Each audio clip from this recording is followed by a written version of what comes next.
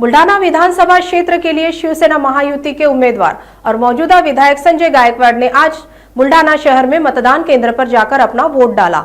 इस चुनाव में उन्हें शिवसेना पार्टी के उम्मीदवार जयश्री शेलके से चुनौती मिली है। मतदान को लेकर क्षेत्र के काफी लोग काफी उत्साह में है।